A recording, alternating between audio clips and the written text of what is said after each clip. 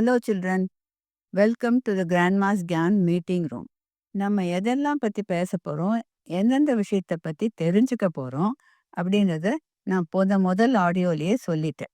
சனாதன தர்மம் அப்படின்னா என்ன, அந்த வேர்டுக்கு அந்த 3 வேர்ட்ஸுக்கு என்ன மீனிங்கிறதையும் பார்த்தோம். இந்த ஆடியோவில் அதோட ஸ்பெஷல் ஃபீச்சர்ஸ் என்னங்கிறத பற்றி தெரிஞ்சுக்கலாம். இது ஒரு கோட் ஆஃப் காண்டக்ட். சொசைட்டியில் இருக்கிற எல்லாருக்கும் ஒரு நல்ல லைஃப் கிடைக்கணும்னா எல்லாருமே ஃபாலோ பண்ண வேண்டிய ஒரு கோட்பாடு, ஒரு கோட் ஆஃப் காண்டக்ட். அதுதான் சனாதன தர்மாங்கிறதையும் பார்த்தாச்சு. சொசைட்டியில் இருக்கிற எல்லாருக்குமே இது ஃபாலோ பண்ண வேண்டிய ஒரு கோட்பாடு.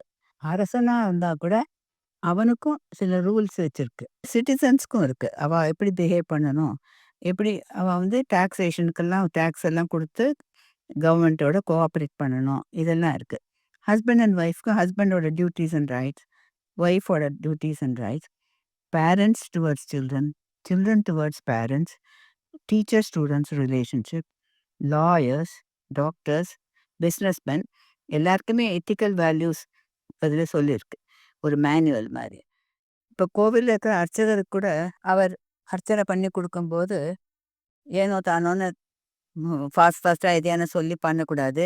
கரெக்டாக ஸ்பஷ்டமாக பெருமாள் மேலே பக்தி வச்சுட்டு அவர் பண்ணி அவரை நம்பின்னு வரவாள்லாம் பெருமாள் அவர் வழியாக தான் பெருமாளுக்கு எல்லாம் பண்ணுறாங்கிறதுனால அது பண்ணணும்.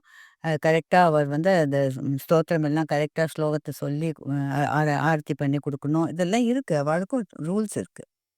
இப்போது விவேகானந்தர்கிட்ட போய் ஒரு தரம் என்னாச்சு, ஒரு ஸ்மால் பாய் போய், நீங்கள் பகவத்கீதையை பற்றி இவ்வளோ சொல்கிறீங்களே, அதில் என்ன மாதிரி குழந்தைக்கெல்லாம் என்ன சொல்லியிருக்கு அப்படின்னு ஒரு சின்ன பையன் கேட்டது, ஒரு 10 year old. அப்போது அவர் சொன்னார், இருக்குப்பா, உனக்கு கூட சொல்லியிருக்கிறதுல உனக்கு 1 வயசில் நீ என்ன பண்ணணும்னா, காத்தால இருந்தால் படிக்கணும், சாயங்காலமானா விளையாடணும். உனக்கு ஃபுட்பால் விளையாட தெரியுமா, என்ன விளையாட தெரியும் அப்படின்னாரு. அது எனக்கு ஃபுட்பால் ரொம்ப பிடிக்கும். சரி, போய் விளையாடு போ, அதுதான் உனக்கு சொல்லியிருக்கிற தர்மம். காத்தால படிக்கணும், சாயங்காலம் தான் விளையாடணும், இதுதான் உன்னோட தர்மம் அப்படின்னு அவர் அதுக்கு சொல்லி கொடுக்குறாரு. இந்த மாதிரி ஒரு ராபர்ஸ், தீஃப், அவனுக்கெல்லாம் கூட ஒரு தர்மம் இருக்கு. அவன் தன்னோட பார்ட்னர்ஸ்க்கு அவளை ஏமாத்தாம என்ன ராபரியில் அவன் என்ன லூட் பண்ணுறானோ அது எக்ஸாக்ட்லி 50% 50% அந்த பார்ட்னருக்கு கொடுக்கணும். அவளை ஒத்தனுக்கு ஏமாற்றக்கூடாது. இது இல்லாமல் இருக்கு அதில் அந்த தர்மம். இப்போ பெருமாளை இது ஒரு ஸ்டோரி இருக்கு நம்ம வைஷ்ணவா ஸ்டோரியில். ஒரு பெருமாள் கிட்ட ஒரு தீஃப் என்ன பண்ணான்னா, நான் போய் இப்போ போகிறேன், என்னை யாரும் பிடிக்கக்கூடாது, நீ அதுக்கு எனக்கு ஹெல்ப் பண்ணணும். பிடிக்காம எல்லாரும் இருந்தாக்கா நான் என்ன லூட் பண்ணிட்டு எடுத்துன்னு வரேனோ அந்த பூட்டியிலேருந்து நான் 50% உனக்கு கொடுக்குறேன் அப்படின்னு அவன் பெருமாளையும் எடுத்துட்டான் தன்னோட பார்ட்னரை. இப்போ பெருமாள் பார்த்தார், அவனுக்கு ஹெல்ப் பண்ணி தான் ஆகணும். அவன் அந்த ஒரு கிங்கு பிடிக்கக்கூடாது.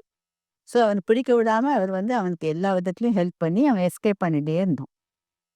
ஒவ்வொரு தரமும் அவன் பெருமாள்கிட்ட பண்ணின ப்ராமிஸ் படிக்க அந்த தர்மத்தை மெயின்டைன் பண்ணிட்டு அவருக்கு பாதி பாதி 50% ஆஃப் ஹிஸ் லூட்லேருந்து 50% அவரோட உண்டியில் போட்டுட்டே வந்தான்.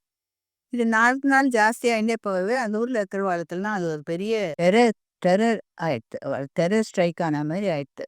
அதனால் அவன் கிங் கிட்ட போய் அவனோட தர்பாரில் போய் ப்ரொட்டஸ்ட் பண்ணுறான்.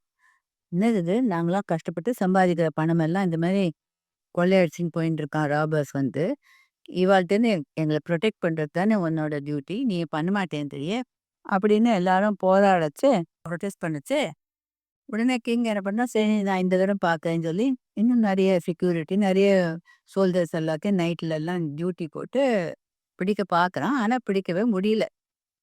அதனால் டிப்ரெஸ்டாக போய் அவன் ஸ்ரீனிவாஸ் பெருமாள்கிட்ட போய் கேட்குறான். அவனும் ஒரு டெவோட்டி, பெருமாளோட டெவோட்டியாக இருக்கிறதுனால அவர்கிட்ட போய், பெருமாளே ஸ்ரீனிவாசா, நீ எங்களுக்கு ஹெல்ப் பண்ணணும், இந்த மாதிரி ஒரு ப்ராப்ளம் இருக்குன்ன உடனே பெருமாள் சொல்கிறார், அவனை எப்படி பிடிக்க முடியும், நான் தானே அவனோட பார்ட்னர் அப்படின்னா. ஆ, நீங்கள் பார்ட்னரா, எப்போலேருந்து இந்த தொழிலாம் ஆரம்பிச்சிருக்கீங்கோ அப்படின்னு கேட்கணும். என்ன பெருமாள் சொல்கிறார், நான் ஆரம்பிக்கிறது இல்லைப்பா, அவன் என்ன எடுத்துட்டு இருக்கான் இந்த இந்த பார்ட்னரா, அந்த தர்மத்தின்படிக்கு நான் அவன காப்பாத்திண்டே வந்துட்டுருக்கேன். அப்படின்ன உடனே இவன் சொல்றான், "அப்போ ஜனங்கள்லாம் கஷ்டப்படுறா. பிளஸ் நான் வேற உன்னோட டெவோட்டி தானே.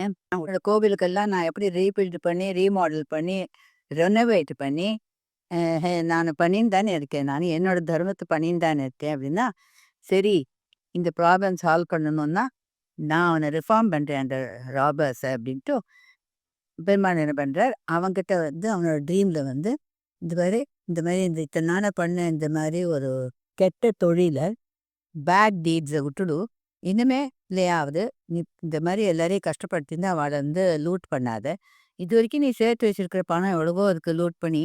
அத வச்சுன்னு ஏதான ஒரு வியாபாரம் பண்ணி பொழச்சுக்கோ. இல்லன்னா, இனிமே நான் உன்ன சப்போர்ட் பண்ண மாட்டேன். அப்படின்னு பெருமாள் சொல்லவே, அவனும் திருந்தி, அவன் தனக்குன்னு ஒரு தொழில ஆரம்பிச்சிருந்தான். அப்படிங்கிறது ஒரு கதை.